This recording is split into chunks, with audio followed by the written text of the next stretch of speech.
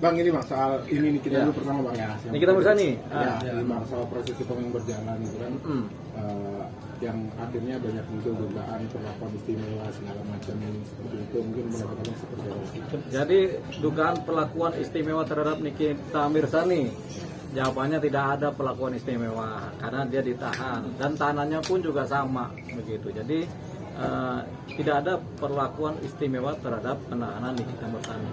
Ketika sudah ditahan itu nggak ada istimewanya. Siapapun yang ditahan di penjara atau di sel udah nggak istimewa lagi gitu. Itu udah benar kerja dari pihak penyidik Polda Metro Jaya gitu. Bang Deo, kalau dibanding kasus Kapolres Ngada nih yang tentang pencabulan, dia belum lama aja udah rilis, tapi Niki udah berapa bulan tuh belum dirilis juga. Kenapa tuh Bang?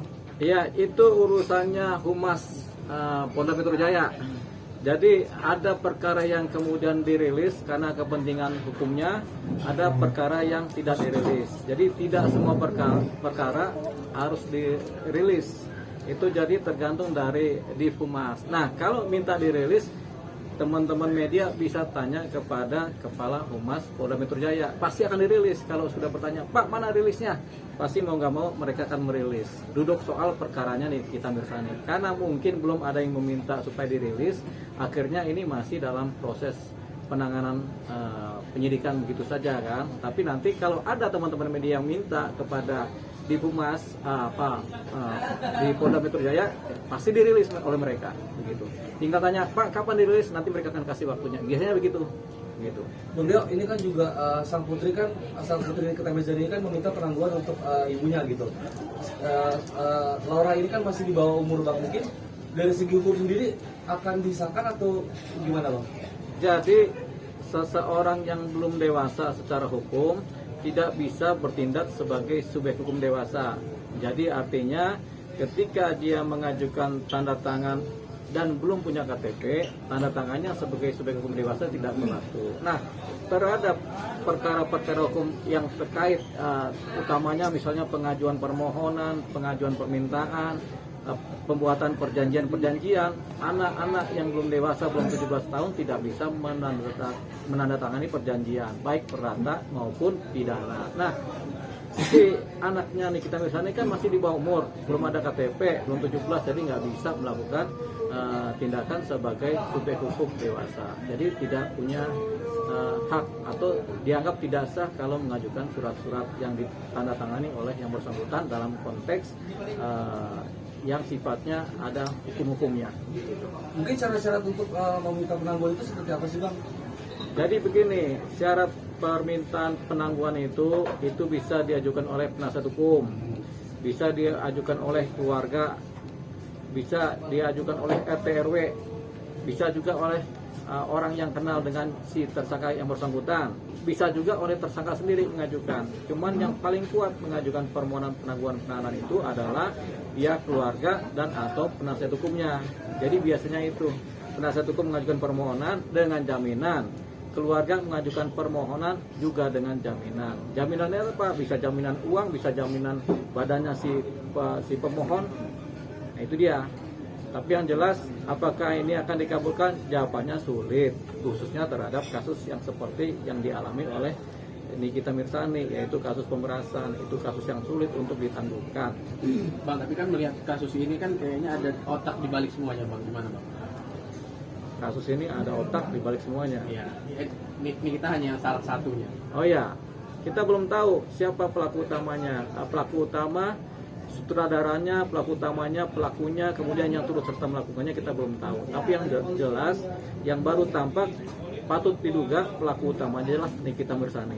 Tapi kalau kemudian diketemukan pelaku utama lain, jadi ada dua pelaku utama. Karena yang memeraskan patut diduga adalah Nikita Mirzani dan Mail. Tapi ada yang mengojok-ojok nih bahasa ininya kan. Nah, mengojok-ojok ini apakah dia pelaku utama atau dia cuma sebagai provokator gitu tanpa mendapatkan keuntungan apapun juga, atau kalau dia memprovokasi tapi dia juga menerima untung manfaat dari proses pemerasan ini, dia juga sebagai pelaku, bahkan bisa jadi sebagai pelaku utama. Ini semua tergantung dari penyidikan yang sedang berjalan di Polda Metro Jaya. kalau memang ada mengarah ada pelaku utama lain yang sebagai provokator atau yang sebagai penghubung atau pemberi ide, nah inilah yang disebut sebagai sutradaranya dalam hukum begitu. Jadi pelaku utamanya iya, jadi namanya otak pelaku gitu. Berarti terkesan NM ini dikambing hitamkan ya bang? Sang badan atau gimana bang? Iya. KNM ini termasuk pelaku, jadi bukan kambing hitam, tapi memang dia patut diduga sebagai pelaku. Tapi kalau ada pelaku utama, berarti ada pelaku kan? Jadi ada pelaku utama, ada sutradara nih, otak pelaku utama, kemudian ada pelaku lapangan, ada kemudian yang turut serta melakukan. Jadi kita belum tahu siapa mendapatkan apa atau siapa berperan sebagai apa dalam kasus ini, karena ini nanti pembuktiannya nanti ada di persidangan ketika proses sidang atau ketika penyidikan selesai mulai rampung, ini baru kelihatan apakah ada pelaku lain. Nanti makanya itu kita tunggu rilis. Nah, di sini juga ketika teman-teman media ingin ada rilis dari Divisi Humas Polda Metro Jaya, ya kita sampaikan juga kepada Divisi Humas Polda Metro Jaya, kami teman-teman media mengajukan permohonan supaya terhadap kasus yang terkait perkara pemerasannya Nikita Mirzani dan Mail dengan pelapornya adalah Reza Gladys itu supaya segera dirilis supaya tidak menimbulkan kedugaan-dugaan yang negatif dari masyarakat, dari netizen maupun dari media. Jadi itu sudah kita pesankan kepada Kepala Humas Polda Metro Jaya yaitu Bapak Adi Ari. Gitu. Bang, soal ada pendapat juga yang terbelah cukup signifikan gitu soal apakah RJ bisa ikut dijerat atau enggak gitu, karena sebagian dia ibaratnya dia kalau nggak punya salah kenapa harus bayar. Yang sisi lain juga ya dia mungkin ketakutan gitu sampai akhirnya dia berusaha untuk menutup mulut tersangka gitu. Jadi begini, jadi kasusnya si pelapornya RJ ini kan kita bukan kasus penyuapan. Jadi tidak ada laporan mengenai penyuapan, apalagi ini swasta ketemu swasta. Tapi dominan bahwasanya ini adalah kasus pemerasan sebenarnya ya.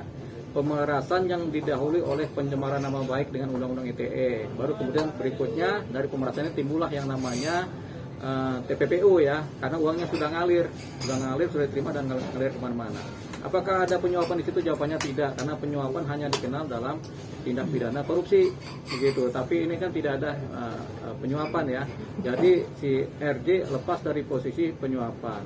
Kalau posisi dia dianggap sebagai menjebak si Nikita Mirzani atau kemudian dianggap sebagai dia kemudian menyokok-nyokok bahasanya itu kan, itu jawabannya rasanya kecil kemungkinannya.